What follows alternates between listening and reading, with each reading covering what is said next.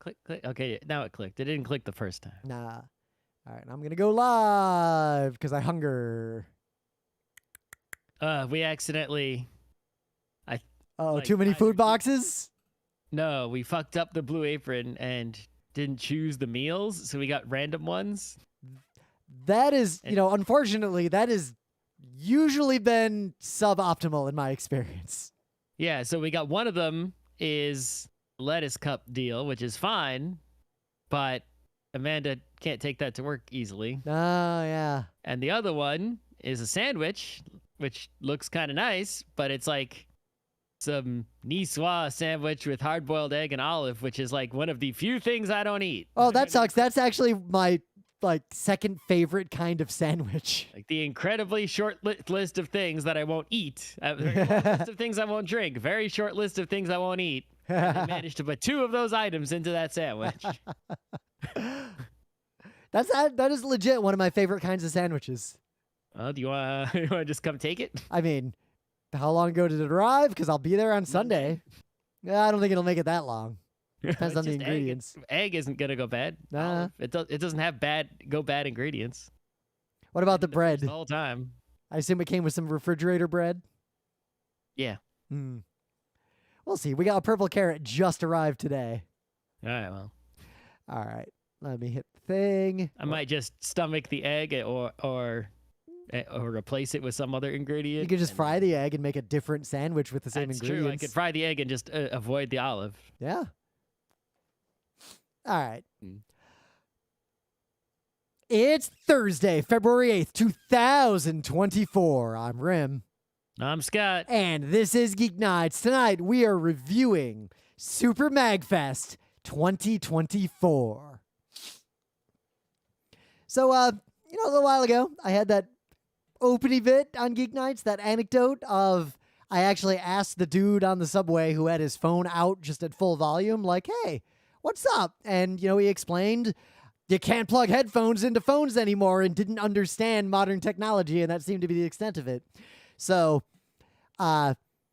it's definitely, I've noticed, since the return from COVID compared to before, like, I encounter so many people doing this in my daily life. Like, every day there's someone doing it on the subway. I also have perceived and not quantified an increase in the behavior of people using the speaker on their phone in a public environment where other strange people are subjected to the sound. So on the previous trip, when we went to Vail, I encountered it in a bunch of situations I have never encountered it before, to the point that it is definitely a thing. And I was Googling around to see if, there's a million op-eds, and it's not just phones really loud. There's a lot of evidence, just like that article you pointed us at a while ago around how, yes, people are literally driving worse and crashing more since COVID. Antisocial behavior in public in America seems to be just growing in general in all public spaces. And there seems to be some evidence this is happening. But so we go to the airport to fly to Colorado, and we get on the plane, and a dude gets on the plane and is just watching YouTube videos at full volume on his phone on the speaker in the seat behind us. And everyone on the plane around us are all kind of looking at each other. On a plane, there are flight attendants who will stop that shit. So the flight attendant didn't say shit. Really? Did anyone ask them to? So what I suspect was happening, because this is what I was thinking, is basically I kind of caught eyes with all the people sitting around us, and we all kind of looked at each other and nodded a little and kind of looked at the guy. And the flight attendants also, I caught the eye of the flight attendant, and I kind of did the head nod toward the guy, and she looked at me and she kind of sighed and nodded, but no one did anything. And I think the flight attendants and the other people around me were thinking what I was thinking. And I was thinking, the person doing this is more likely than the average person because they're already engaging in a very antisocial behavior. Correct. To be the kind of person where if they are asked not to do it, will cause us all to have to deboard the plane while the police arrest them. Correct. And none of us want to be delayed on our flight to Vail because there aren't that many flights to Vail. And everyone on this plane is flying to Vail to ski, probably with a non-refundable timeshare like we had rented. So, I just wait, and it's like, it is so loud, it is like fascinating. And this dude is just like totally in his vibe, ignoring everyone. He's got his like hat pulled down and just doing his thing. But when the flight said, all right, we're going to take off, he didn't turn it off. And he just kept watching the YouTube videos, clearly had not even put his phone in airplane mode. But the flight attendants are in their jump seats, so they can't do anything about it. And his YouTube stopped working after the plane started to take off, for the reasons you can imagine. And thankfully, at this point, the dude seems to have just passed out and slept for the entire flight. Okay. And then when we landed, he immediately started watching YouTube again on his phone at full volume. Then we get off the plane, and we get on the little shuttle to get to where we're going to pick up our rental car in Denver. And on the shuttle, there was an old man clearly watching like a video of his kids at full volume with the speakers on the phone. And there was a woman watching YouTube videos at full volume on the phone while also carrying 2 Stanley Cups. Like the Stanley Cups. Like she was carrying them like outside of her luggage, and they were wrapped and like it was a thing. And I just kept encountering this the entire trip. People were doing it on the ski lifts.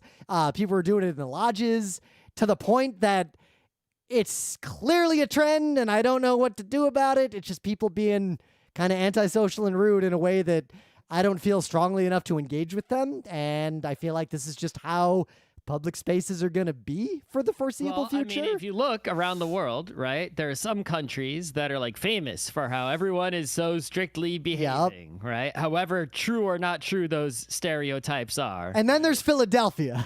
Right. And then there are countries that are stereotyped the other way, right? And you can often see this, especially in like transportation. It's like some cities, everyone's obeying the lights and whatnot. In other places, people just drive, like, you know, Cairo is famous for having like the worst traffic. People just driving everywhere, no traffic control, just free for all, you know, whatnot, right? And so it's like, well, if the United States, you know, was, you know, sort of in between those two places, right? And I guess it's going towards the other kind. Which leads to what I encountered on my way home from work today on the 7 train.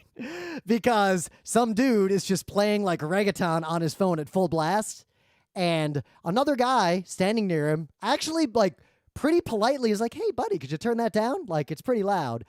And the dude flips his absolute shit at this guy. And we all had to like kind of clear out of the train at the next station because it looked like a fight was going to break out.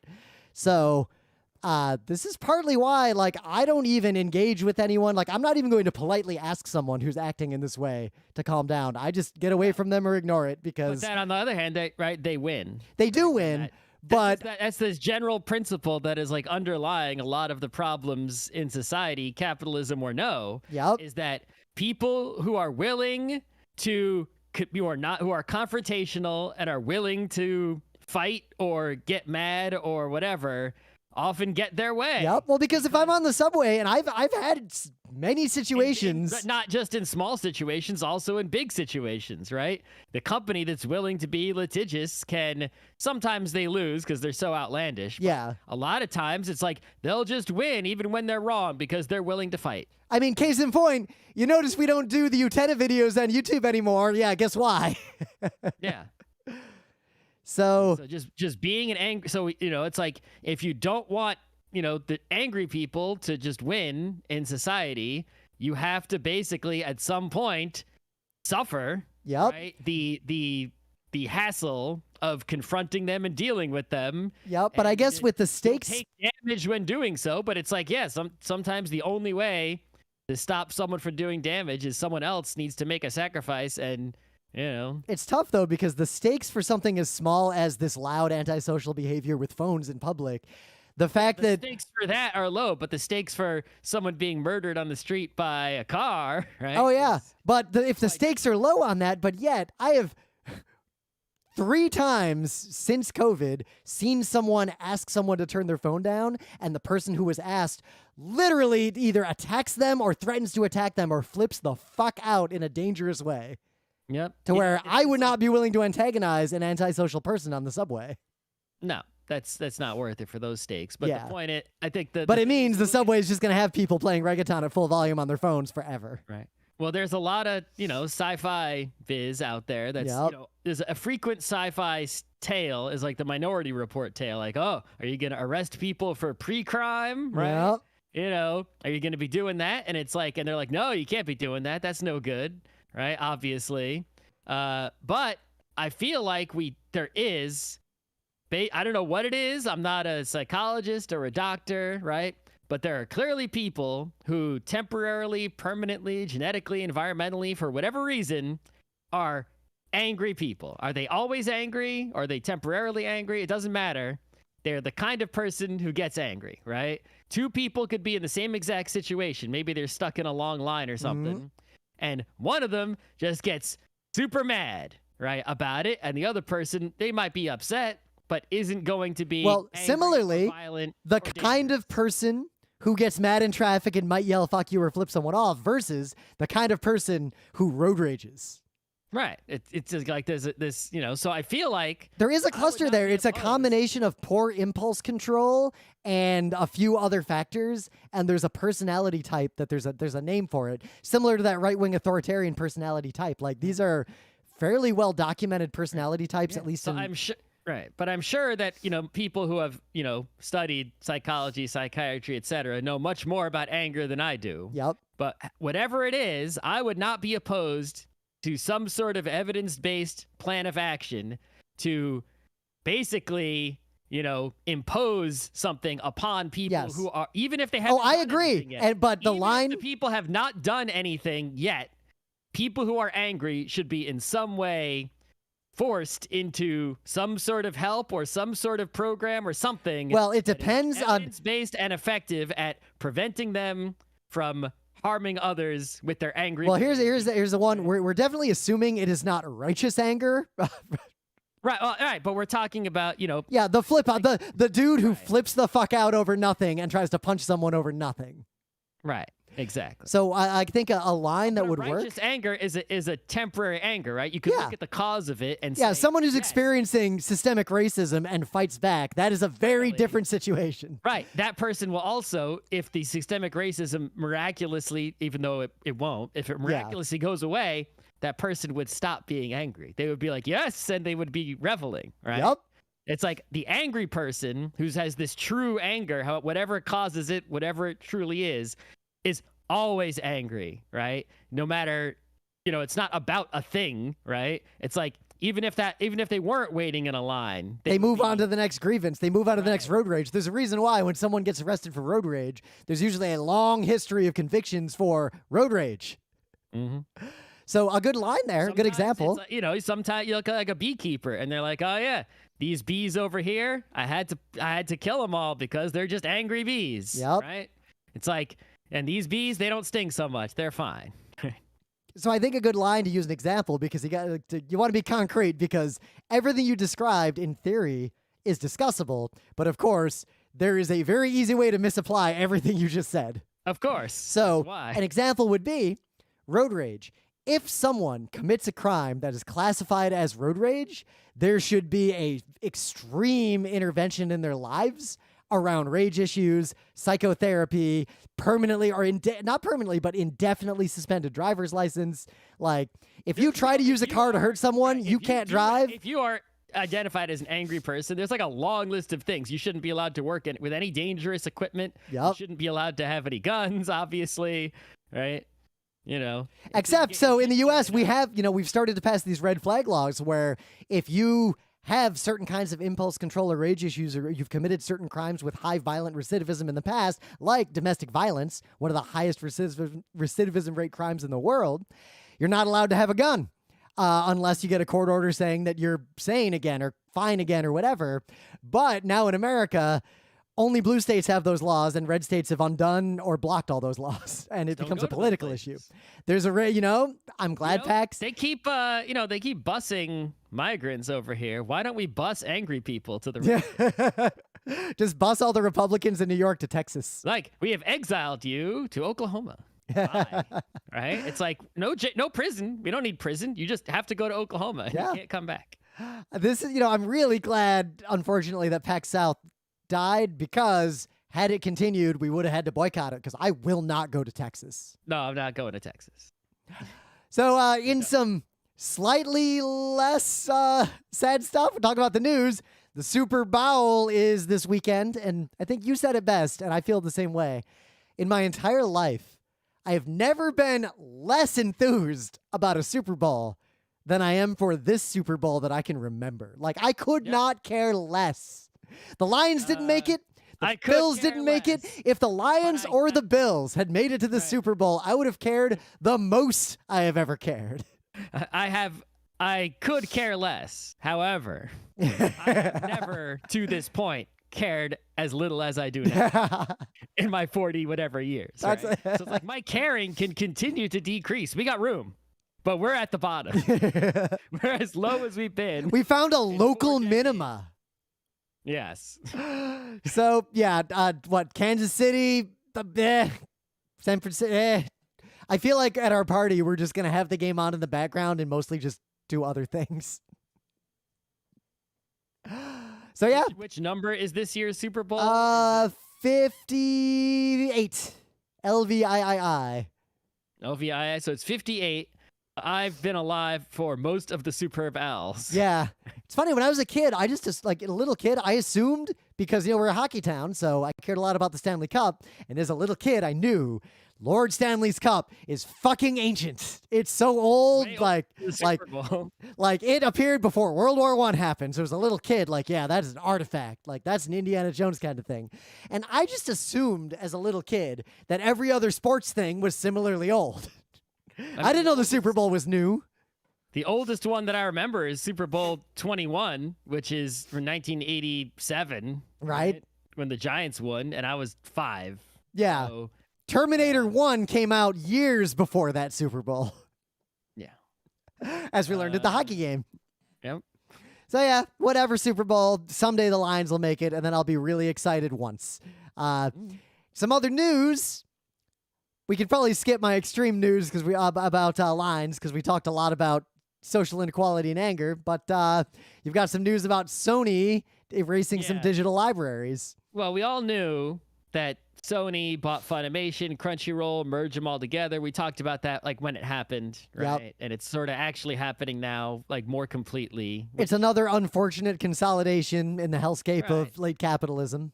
Yep, the sports TV networks having a similar thing going on anyway. But what's happened is there was a program in which if you bought some Funimation DVDs, that they would include a code, and you could go to Funimation.com with the code and basically get a digital copy of the DVD that you already bought. So if you bought, One Piece episode 10 or whatever, you put the code in, and then if you go to Funimation.com, there are the episodes, and it's like, yeah, you got the DVD, you could watch that, but you've also got the digital copy by going to this website, right? You're sort of buying digital and physical at the same time. Mm-hmm. But because of this merger, right, most of the content that was sort of streaming as part of your Funimation sub is on Crunchyroll. I'm sure it's not every show, but it's basically, if your sub is going to transfer over, you'll still have access to all the, subscribe stuff. But that, obviously, the technology for the codes and these permanently watchable shows does not exist on Crunchyroll, because they don't do that. And so you're going to lose that if you, right? So people who maybe bought the DVD and then threw the DVD away, or didn't rip it, or if it doesn't happen to be something that you can also stream, they're going to lose that digital copy that they, technically speaking, paid for. And that's that. So, people are mad, I guess, rightfully, but it's like... Piracy's fully justified here. What else can I say? There were some vague promises of using words like forever, but, obviously, if you probably read the EULA, it probably doesn't actually say forever. There's only one service I would ever trust to be effectively forever, and that is Steam, only because of their strong history of not fucking that up. Yeah, Steam has been around for already this long and has never fucked it up, right? Not even once. Not even once. And so it's like, it doesn't even need to be forever. It just needs to be as long as I live. Fuck them kids. That's right. As long as I can live to the end of Steam. But this is extra sad partly because, as we learned just a little while ago today, some of our friends, so this is a public service announcement for all of you out there, a lot of people seem to think that bit rot and decay of physical discs like DVDs only happens to CDRs and CDRWs. No, it happens to pressed commercial CDs and DVDs as well. It takes longer, but it happens. If you have a CD from the earliest days of CDs, there's a decent chance it has started to degrade. Have you used it recently? Yeah. People seem to, are like, physical media, I'll have this forever. It's like, no, not really. Even if you take really good care of them, maybe even, I don't even know if vacuum storing them would be, it would not, because in some cases it's the glue that holds that shield, the clear part in front of the metal part. Mm-hmm. That glue will degrade, or the glue that holds the metal part onto the back will degrade. Yep. So it's like that shit doesn't last forever. Nothing lasts forever but a digital copy that is a file that you can continuously refresh by moving it around between devices that can store digital files. There's also, we've talked about things like HD Rosetta or whatnot. Yeah, right? A Cardassian memory stick. Designed to last and possibly long times. But regardless, it's like the best way to have media, right? I think, in the current times is obviously, if it's piratable or free downloadable by people. Yep. In some way, then that means that copies of it will flourish, and as long as someone's got it, you're good. That's the mechanism that basically Git, the source code, the source code version control system uses, is that, anyone who checks out the code has a full copy. So like if your company's headquarters explodes and Amazon explodes, if one of your employees' laptops is still out there, you still got your source code. Right. And then 2, fucking library, right? The library is basically the best of all worlds. It's free, like piracy. You don't got to pay anything. They have a mega collection, at least if you live in a place with a big library, like, I don't know, the greatest city in the whole world, where you have several libraries. They got the physical media that is unencumbered by any bullshit. But then you don't have to store it in your house. You get the physical media. You can rip a copy if you want, if you can get through whatever, DRMs are on there, which you definitely can. And then you give it back. Or you watch it and give it back. And it's, Yep. I feel like what we're going to have to do as well in terms of watching things that we own will increasingly be to retreat behind Plex and things like it.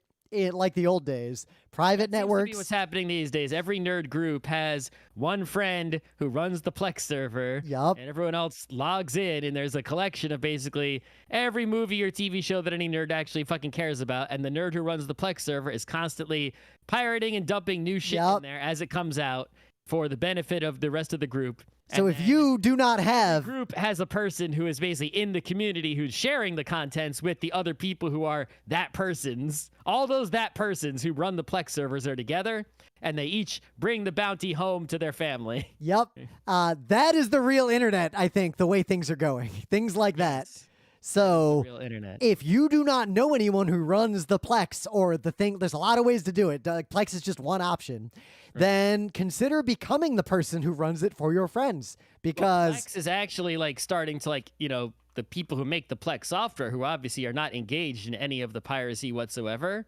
They're doing the, hey, well, you can just pay us, you can open up Plex and pay like $5 to watch a movie, just like, instead of using Prime or YouTube or whatever. Yep.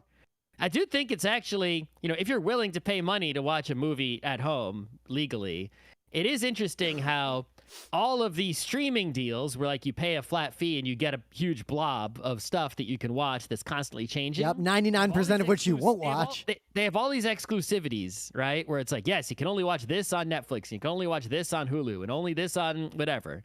But paying X dollars to rent a movie in the United States, at least, it's like when a movie hits that point where it's available for digital renting or digital buying, it's on Prime, it's on iTunes, it's on YouTube, it's on Plex apparently. We watch most movies that way. We just rent it from like Amazon, we watch it. If you got money, it works, right? But it's like, it's interesting that there's no exclusivity with that, right? It's like once it's like any movie, even if it's like a Disney movie or whatever, is like available on fucking everything. If you're willing to pay $5, it's like, use any platform you want. They don't have deals. And so far, because I have bought a lot of things on Amazon, like bought the video, the digital one. They've never gotten rid of anything I've bought, even if it's not currently rebuyable. I can still watch it. People do worry that you're going to lose them, which is obviously a legitimate fear, as we've just described in our news. But, I've bought a very small handful of things on like Amazon Prime Video as opposed to just paying the few dollars for the rental, right? Yep. But the very few that I've paid for the permanent, whatever, they're still there. But also, they've never taken one away. They could. But how often do you need the permanent? Like, the things I would buy permanently are the same things I would buy in physical media. The rare thing that I expect to rewatch many times over the course of my life, show to people, it's important to me. 99% of movies, no matter how good they are, I'm going to watch them once, and maybe like 5 years later, I watch them again with someone who hasn't seen them before, or because I have some reason to watch them again. So yeah, anyway. Things of the day. So what do you got? So, we like to come up with ideas for our installations we'll never make. Yeah. And of course, while some of our ideas may be okay, the real ones are usually 10 billion times better than the people actually, people actually do it are way better than us who just think and don't do anything. And so here's one that's like the best one I've seen in a while. What they did is they made a little cardboard like house, kind of just like a room or an enclosed space made of cardboard and wood. And basically it's just wooden, grid and then cardboard panels, right, in the grid. And if you stand on the outside of the structure, all of the cardboard is like each panel has like a little animation on it where there's other pieces of cardboard that are perhaps colored and are moving around in a cool way. And it's like, ooh, that looks pretty cool. And some of them are like combined together. It's like there's one that's a face where there's like two panels are eyes and a couple other panels are a mouth and they move around. So it's like you're looking at this little room and on the outside there's all this moving cardboard that's moving in fascinating, cool and artistic ways. And it's like, well, what's on the inside of this, right? Because you can go in. If you go on the inside, you will see that behind every panel is some sort of Marble Run-esque Rube Goldberg-ish mechanism. And in order to make the outside part animate, you have to physically pick up some sand with a scoop and dump it in the top, and the sand will fall down with the power of gravity and spin the necessary parts that need spinning with, like little, whatever you called, water wheel type mechanism. Sand wheel, I guess. Yeah. And then that is what is powering the animations that happen on the outside. It strikes me that nobody's inside dumping sand, nothing's moving. It strikes me that part of the artistry of this is that if you're the one dumping the sand, you can't see it. So you have to work with someone else to see what's going on. I guess so. I mean, you might be able to load it up with sand and then run around and see what it was doing, depending on which. Think also, what's going on in the inside is also interesting, right? It is. It's like, and you see how one matches up with the other and how each, so this is a very amazing construction. It's pretty good. Yeah. So my thing of the day is a 31-minute video that goes through. Well, because it goes through the full history of goalie masks in hockey from nothing to now. Jason is gonna kill you with his. Yep. Hey Bart, check out my cool chainsaw. But one, if you're not a fan of ice hockey, you have to understand that the idea of like players wearing helmets is pretty new compared to the sport of hockey. Like hockey masks were fucking terrifying looking until very recently in hockey history. If you think the Jason mask is crazy, look at what they were wearing in like the 30s. This stuff is terrifying. But the only thing that is more terrifying than that is Sawchuck's face from the era where they didn't wear any mask. But this video is really good. It gets into every detail. It's every mask with examples and video, and it is just, there's a lot going on here. This video was fascinating. We started watching it thinking, oh, that looks cool. And we didn't realize it was 30 minutes long, and we didn't notice it was 30 minutes long until it ended. Okay, well. In the meta moment, the GeekNights Book Club book is The Night is Short, Walk on, girl. I should really get back to reading that, but I've been doing reading so it. much other shit right now. What I'm appreciating about it is that there was clearly a moral, or at least a theme. Let's not say a moral, but a theme in the movie around the guy thinks he's the main character, but he's not. And the girl is just living her life, but she's the main character of that night. Like, it's her story, it's her night. And there's a pretty good, like, not to spoil the book or the movie, but that's one of the core themes of it. It is way more on the nose, the allegory of who the main character is and what that means in the book compared to the movie. The movie doesn't really hit you over the head with the implications of this concept until later. The book, the guy, when it gets back to his narration, is like, yeah, I wasn't the main character, and I should have realized that at the time. She's the main character. It's all about her, and it really just dives right into that theme. That's the only notable difference I'm seeing so far. It's a good book. I'm enjoying it. It's a pretty quick read, I think, too.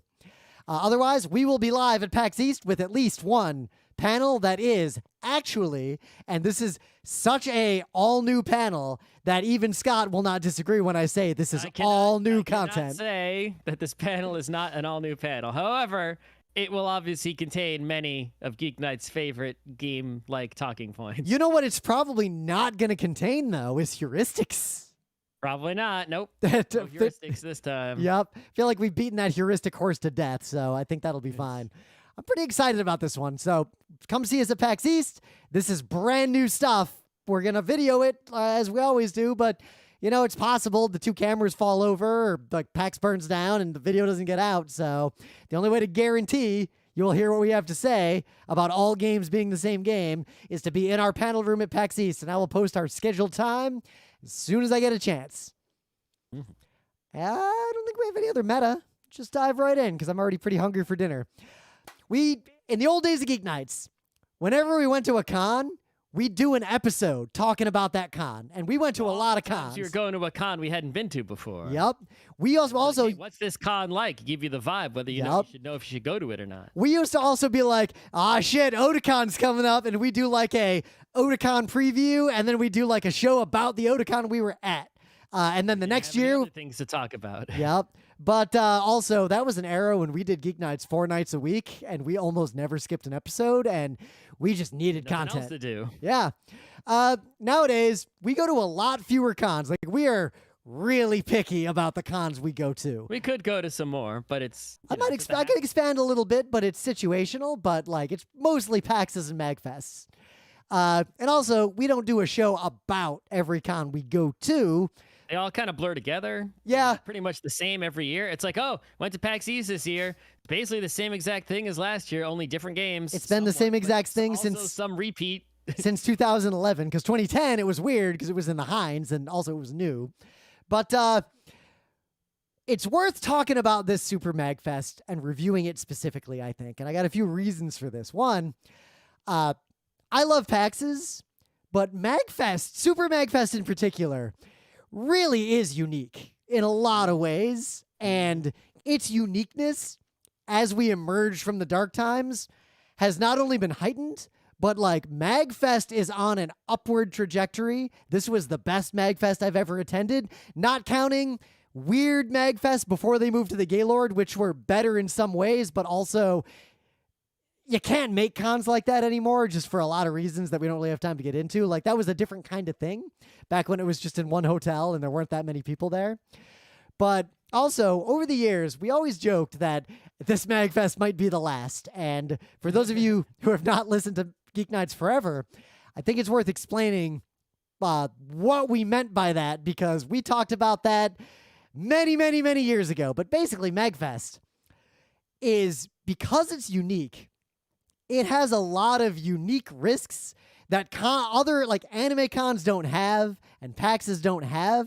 Like, MAGFest grasps for a lot. Their reach is broad. And the more you reach, the more you risk the hubris. Grasp, exceed, grasp. Yep. Poseidon comes down and fucks your shit up because you spread yourself too thin. You tried to do too much. You went too big. And in the early days of Big MAGFest, when they moved into the Gaylord, it was a little touch and go. Like, I was really worried MAGFest would like have an incident that fucked it over and caused it to shut down. And every year that MAGFest continued, I was delighted because I could not imagine, as an adult who is a product manager who like knows things about business in the world, it just, the risks MAGFest would take on to be able to do the amazing shit it did seemed insurmountable.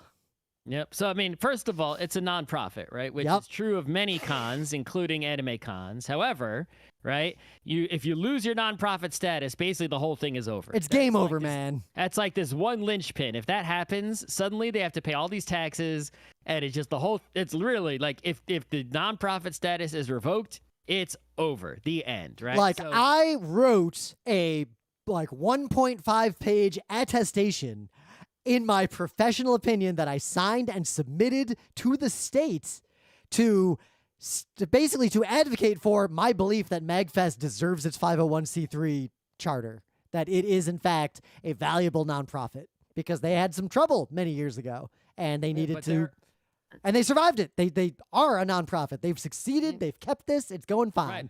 But it can always be challenged or lost basically at any time. Yep. Right? So if any kind of incident happens that draws the eye of whoever, whatever government agency or whatever, IRS, whoever, onto MAGFest, and it's the evil eye appears and they don't like what they see based on, which bureaucrat that eye belongs to, that could be the end, right? And because MAGFest runs 24/7 for 4 days and is a drunken wild fiesta. Yeah. With children running around and all sorts of nonsense, the odds of something happening that would draw someone's eye to be like a music festival is nonprofit, right? It's like higher than with, say, a small anime con that does not draw a big crowd, that is not 24/7, that is only 3 days. Yeah. Like, there are rowdier cons, but they're a lot smaller. And there are larger cons, but they're not as rowdy in the convention center itself. Or they're for profit. In which case, the eye cannot be upon them because they're already paying taxes. Yep. Right? And also, for profits tend to have a lot more money and logistical resources from professionals as opposed to an army of volunteers doing their best to make this con happen. Right.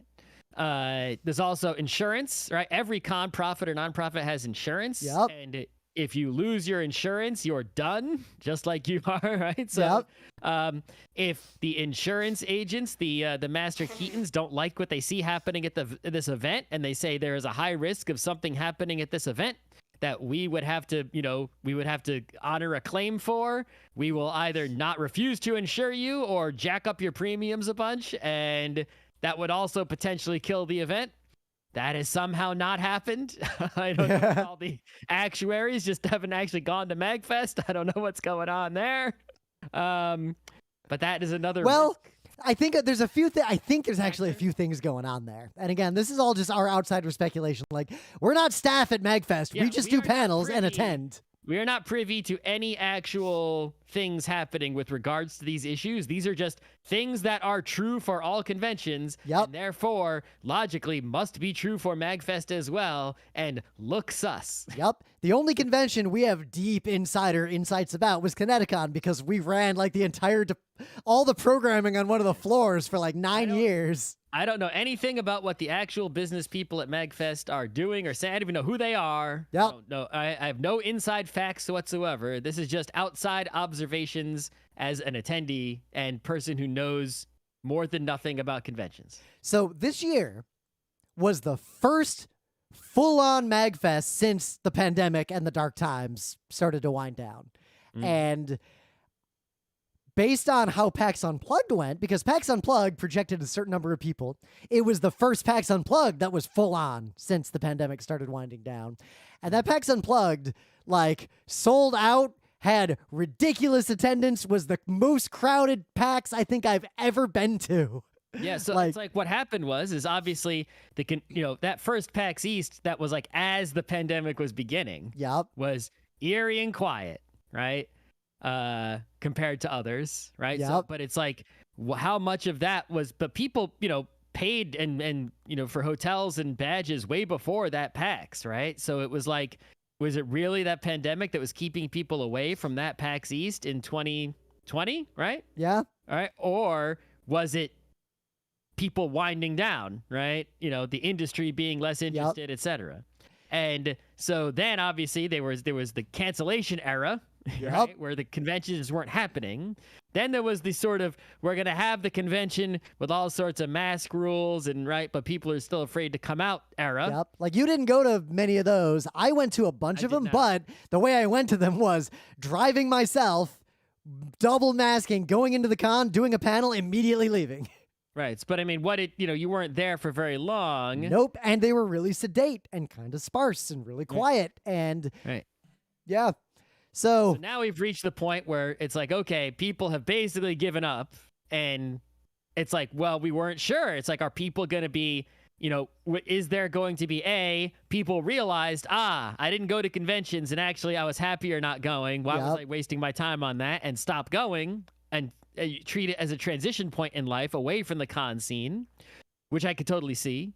I'm sure people did that. Yep. Or are people going to see this as, I haven't conned in a while. It's like, it's fresh again. Right? It was, and now we know in retrospect, we have the hindsight, so it was definitely the latter. This MAGFest was the first one ever to sell out in the Gaylord. I'm sure for some people it was the former, but it seems like for most people it was the latter. And I think also you can't discount the fact that for some people who, I guess there weren't cons or weren't strong cons for a few years, like if you were, 13 in 2020, you're now 17, 18. Yeah. It's like, this might be like, boom, I can con now. I was waiting my whole life, right? Yeah. And then I got blocked, but now I can do it. And then those people show up. Yeah, imagine if we went to Otakon in 2002 and 2003, and we couldn't go again until 2009. Like, what would that feel like?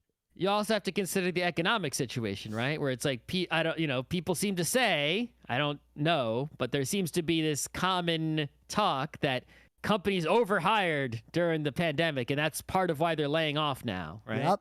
But it's like, well, if they overhired then, that's would explain there being more people with money to go to cons, right? They weren't spending that money on cons for a while, but they were working, and now there's cons again.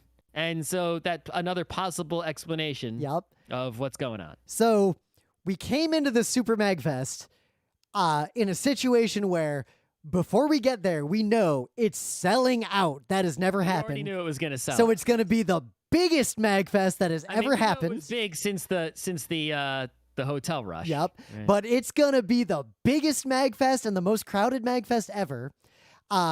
After several years of staff attrition and staff difficulties from the pandemic, and like, you haven't run a full MAGFest in a few years because of all these situations. So possibly less experienced staff and more new staff, more turnover, possibly some loss of expertise because you haven't done a full-on one in a while.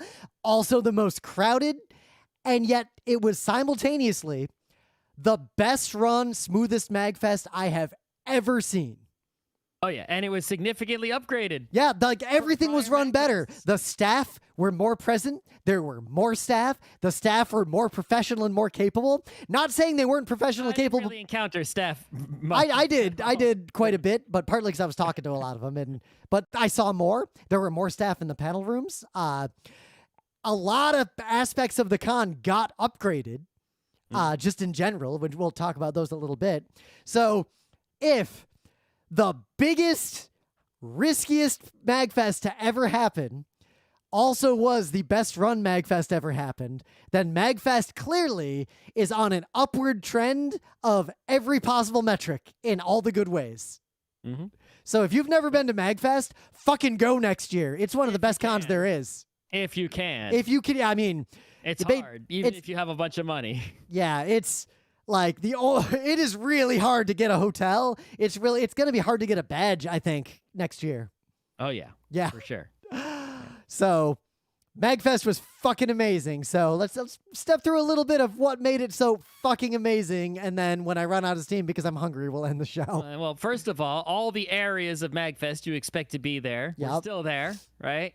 but each area felt like, it's like in the previous MAGFest, it felt like there were some areas that were sparse or sad while other areas were banging, right? Yeah. At this MAGFest, they had all the same areas, plus at least a couple new things, and all of them were basically, at least the times that I was awake, Yep. were at full power, other than, I guess, the dealer's room at night when people close up their booths, right? But even then, there was a weird number, because I went out late and you didn't. There were, I'd say, about a tenth of the dealers were open at 2:45 in the morning. Like, I saw them in there. It was kind of amazing. But, we talked about the MIVs being upgraded, but basically that applied to all the other areas as well. Right? The arcade had the highest percentage of machines working of any MAGFest I've ever seen. It had the same beautiful variety as ever. There were so many DDR machines, I didn't even have to wait to play DDR. Like, it was... There was a shit ton of pinballs, but it's like you could get in there maybe, right? You might have to wait for like one person. Yep. Let's see. The panel rooms, like, the panels were getting a lot of attendance. Like, people are going to panels again at conventions, or at least at MAGFest. And it depends on which ones. Yeah. It was actually in the panel area. It was actually surprising. They had this one room that was for a speed run thing, MAGFest. And meanwhile, GDQ was happening at the same time as MAGFest, right? And yet, that little MAGFest room was rocking basically 24/7. Yep. We had one of our panels was next to that room, and you could hear people just yelling from the speedrun room periodically during our panel. Yep. They didn't waste any space at MAGFest with things like table flipping charity or whatever, right? The only real waste of space is that giant room they use for registration. Yep. The queue room or whatever, but it's like, okay, I guess, it's not a waste at the time it's being used. Yep. It's just the rest of the con. It's the kind of room that, like, after the first 2 days, they could possibly transform it into something else, maybe in the future. They even used, so at the end of one of the long hallways in the convention center, there's an area that's just kind of like an open area, like a big alcove. So that's where the speedrun type stuff was. Yep. Right? But they moved it into a room. So what they set up over there is a whole bunch of chairs, and they had a area called the Soapbox, which has existed at MAGFest before. Oh, that's always been a MAGFest. Yeah, but it's never existed with this scale, and it was rocking. And the people there were not bad people. Like, I saw some decent, like, nothing bad was happening over there. For the brief time that you were there. I was over there several times, and I actually stood in line to give a talk. I was going to give the audience a choice. I'm either going to talk about communism for 15 minutes, or I'll tell you the story about the time a wild pack of dogs almost attacked me in Istanbul at night. And if they had asked for I thought you were going to talk about the area next to that where there was the all physical related activities, dancing, yogaing. That area was fantastic, but every event I wanted to go in there was full because it was super popular. Yep. Also, they had the Lockpick Village like you see at DEF CON. Right. So this is the new thing, right? So down in the the bottom area of MAGFest in the Christmas Village Hotel Weird Zone, there were some side rooms that I've never seen used at MAGFest before. Oh, never. Cool, because that area was like under renovation. I didn't think. Even know what those rooms. I never knew what the hell those rooms. Because they put that steakhouse in. That whole area got like renovated, and I don't think it was available for MAGFest use until this year. Who knows whether it was or not? But regardless, in these rooms that I had never seen used before, there was they made arts and crafts zone, right? And it was all sorts of makerspace action, arts and crafts action, all sorts of workshop-y stuff at all these tables, and a lockpick village all in the same place where they just had lockpick practice tools and locks. You could just sit down and, That room was especially notable because they had the sewing workshops in there. They had everything. But what was most notable about it is, one, it was completely packed the entire con. Yeah, it was hard to go. Like, if you just wanted to go in there and make a little fart and crap, it was hard to get a seat in there. But two, it's pretty rare for a con to add a new kind of room and have it be so well done the first year. Like, even when we ran, it might have been there when we weren't there. But it was, I don't know if it was or not. It definitely wasn't there when the last big MAGFest we went to. If it was, I definitely missed it. This might not have been the first year for it. Yeah. We don't know. We're not going to talk about the games at MAGFest because they were so good at MIVs that we did an entire extra episode that I'll just link to a couple Tuesdays ago. In the tabletop zone of MAGFest, it's like, look, it's not as good as the tabletop zone at PAX, and obviously not as good as tabletop at Unplugged because Unplugged is entirely, it's 100% of Unplugged, right? But for as their library, but it was, well run. It just wasn't extensive, right? Yep. It has a tiny panel room, but you know what? It was 100% full in there. Hard to get a seat at all hours. It was rocking in there. Yep. So people were playing tabletop games like mad. Yeah, well, I mean, people were doing everything like mad. Like, this MAGFest was maximized in every regard, and every area was getting a lot of attention from the attendees. But despite all this, something else was different. I will charitably say that at the peak of MAGFest before the pandemic, after about midnight, there would be roving gangs of drunk people who were extremely annoying, and you had to kind of avoid them when you're navigating the con. I did not encounter that at any point in this MAGFest. Like, the late night was really crowded and really rocking out until around 3 a.m., which was the latest I stayed up multiple nights. It was really rocking. It was really crowded, but everyone was chill. Everyone was having a good time. Like, it was oddly sedate for how energized the crowd was in a way that I have never seen at MAGFest at 2:45 in the morning in the past. Even in the concert zones and the chiptune zones, which usually would, attract a rowdy group, right? Everyone was behaving extremely appropriately that I saw with my eyes. And it's like, for as much as we talked about all of our society having more antisocial behaviors, MAGFest, I guess, pushed in the opposite direction. It was basically, we keep talking about like, the good internet and the bad internets, right? It's like MAGFest was like a real world manifestation of the good internets. Yep. Right? MAGFest is a physical, I think it's literally that, what you said. It is a physical manifestation of the things on the internet that we like and we support and we wish society was more like. So it's an art festival. It's a social festival. Like, MAGFest is actually becoming a cultural touchstone, I think. If going to PAX is like going to IGN.com, right? Going to MAGFest is like going to itch.io. Yep. That's what.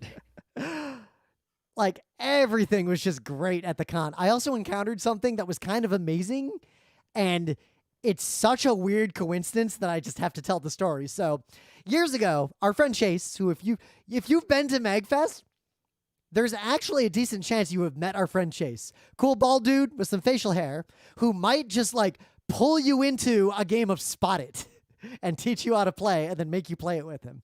So one year he couldn't go to MAGFest, so we all, like a bunch of us, put on bald caps and fake facial hair and wandered around the con as the Chase gang, yelling at people to play Spot It. We did a whole like cosplay thing. At this MAGFest, I saw a whole bunch of people wearing green pants, facial hair, and bald wigs roaming around the con. And I took a picture. I'm even sharing the picture. So that was a joke from an MMO. I forget which MMO it was, but it's basically an inside joke from an MMO. Yep. So we kind of meme. We had something like that. We had a bald guy facial hair cosplay with Spot It's one year. That was our private inside joke at this MAGFest. It's a RuneScape joke. Yep. That's what it is. So this group had a RuneScape inside joke that is bald cap, facial hair, but instead of Spot It's, they were carrying axes. So we stopped them, and they explained what they were doing, and we explained what we did with the Chase gang, and they thought that was delightful, and they started telling people, we are the Chase gang. I didn't see them do that. I saw them making the RuneScape. So I got a bunch of pictures with them, and one of them emailed me because I gave him my business card. Okay. This MAGFest was just fantastic, and it's hard to really overstate that.